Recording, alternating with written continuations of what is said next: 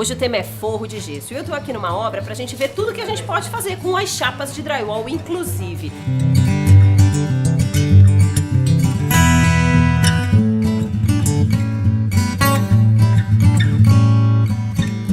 Na verdade, esse recurso é muito utilizado quando a gente quer trabalhar com algumas diferenças de projeto, nichos, rasgos, quando a gente quer fazer uma iluminação mais trabalhada ou até colocar móveis, por exemplo, estantes ou até uma mesinha nas chapas de drywall. O Anderson vai explicar um pouco mais pra gente sobre isso. Você tá aí com uma plaquinha, né, Anderson? Isso, a chapa, ela mede 1,5 cm de espessura, né? É uma chapa em gesso, porém papel dos dois lados, que se forma uma chapa bem consistente, né? E aí, Anderson, me conta uma coisa, que instrumentos a gente precisa? O que a gente fixa? Como é que fixa uma placa na outra? A fixação da placa uma na outra, a gente acaba utilizando a canaleta, que é para fazer a fixação de uma placa na outra. Aí também utiliza o estirante com o regulador, que é para dar um nível de altura, regular a altura dela. A tabica é o que vem primeiro. Primeiramente a gente coloca a tabica, porém... Que é para o forro também ter, isso, né, ter o balanço, um balanço. Do forro. Porém, a gente utiliza o nível a laser, que é para ajustar o forro certinho, nivelar o forro, deixar ele em perfeito nivelamento de forro. E aí depois disso a gente vai usar o quê? Furadeira, parafusadeira? Aí o a que gente que usa? utiliza a furadeira para fazer a furação na laje, para fazer a fixação dos estirantes, para fixar a canaleta. Depois a gente utiliza a rebitadeira para fazer a fixação do estirante, né? Uhum. E a tesoura é justamente para fazer os cortes das ferragens, cortar os cantos tudo certinho. Sem a tesoura você não consegue fazer os cortes das ferragens. Agora me fala uma coisa, eventualmente se o forro tiver ainda algum desalinho, a gente consegue com essa peça aqui, mesmo depois dele instalado, fazer um ajuste? Consegue fazer o ajuste com essa peça, que ela é maleável, né? Ela movimenta tanto para cima como para baixo, a gente consegue regular ela. Ah, entendi. Agora uma coisa legal, por exemplo, o drywall ele é bem mais ágil em como processo construtivo, né?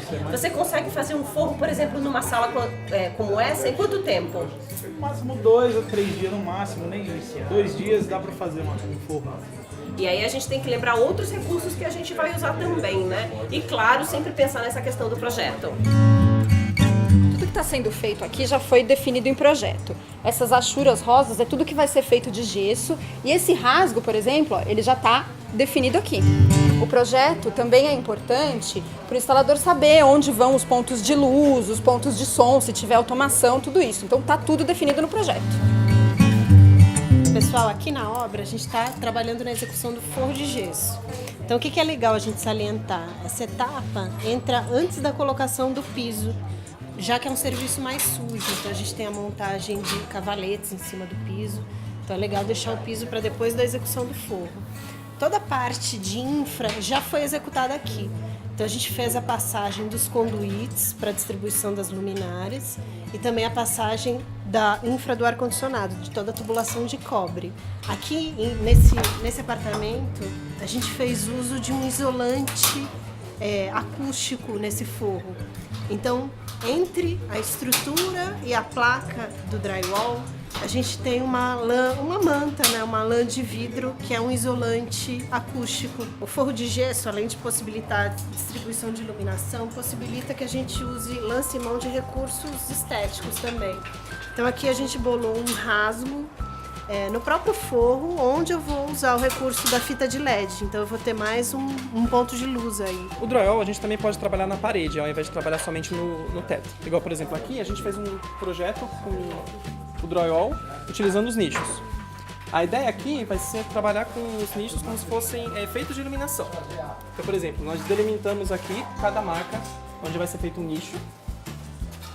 Em cada nicho a gente vai ter uma luz de baixo para cima, iluminando esse drywall. Estou fazendo um efeito de iluminação mesmo. A ideia aqui não foi trabalhar somente com os nichos em drywall. A gente também pode trabalhar com os nichos em alvenaria, como a gente fez nos banheiros.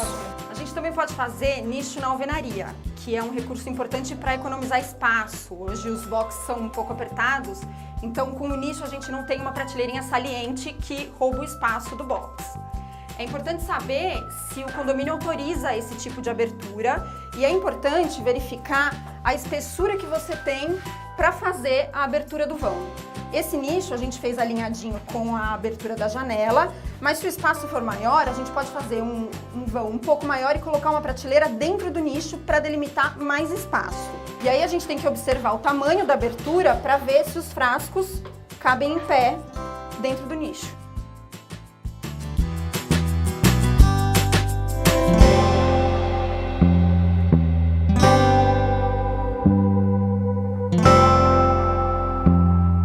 Nós vimos que o forro de gesso é, na verdade, um grande aliado da obra.